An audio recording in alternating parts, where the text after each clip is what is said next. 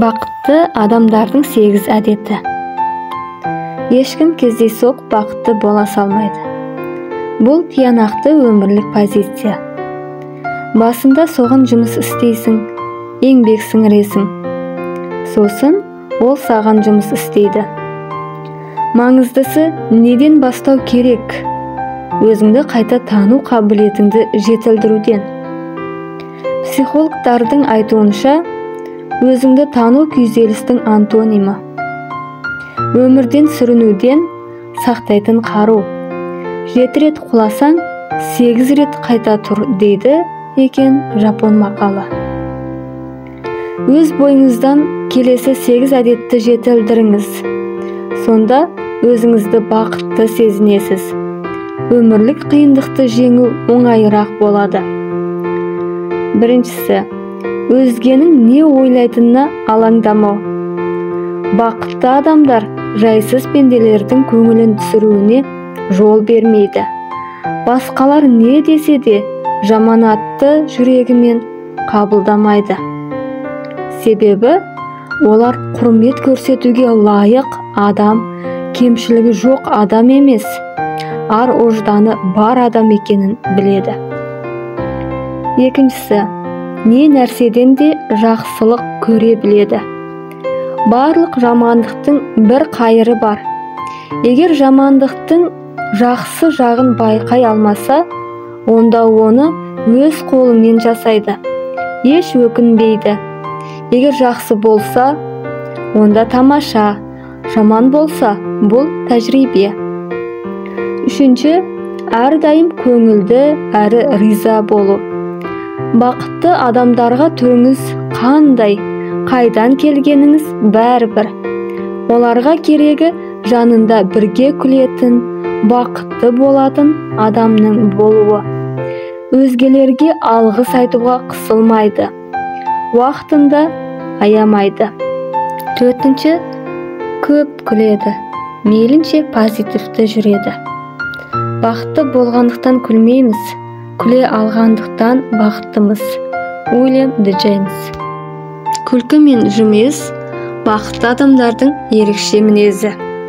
Уақытымыздың көбін бірге өткізетін адамдардың дүниетанымымызға әсері мол.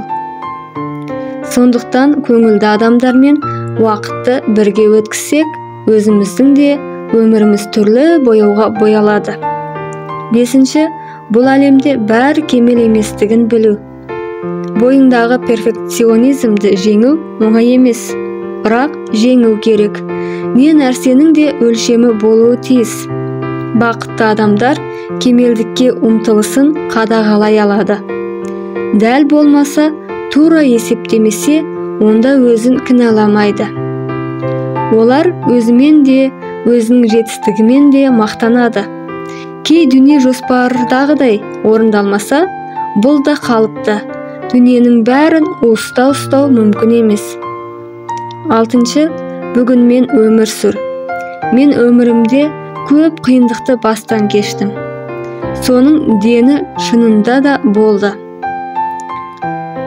Бақытты адамдар жұманың кешін, жексенбінің таңын жаңа көлікті сатып алуды, жаңа пәтерге көшуді күтпейді. Көктем, жаз, күз, қысты күтпейді. Бұл ең үлкен қате, өзіңді өмір сүрдім деп есептейсің. Ал жаның сақтық жәшігінде жатады. 7. Қоршаған ортаға еңбек сіңіру. Өзіңді бақытты сезінудің басты тәсілі қоршаған ортаны өзгерту. Ол үшін халықты құтқарып, не цунамиді тоқтату шарт емес. Жай ғана бейсауыт кетіп бара жатқан адамға жымию, досыңа көмектесу. 8. Білім қуу. Бақытты адамдар өте ізденімпаз, әлем, адам жайлы көп дүние білгісі келеді. Біз білмей жүрген дүние көп қой. Өмірге деген құлшыныс адамға жағымды күш-қуат береді. Ойлау жүйесіне игі ықпал етеді.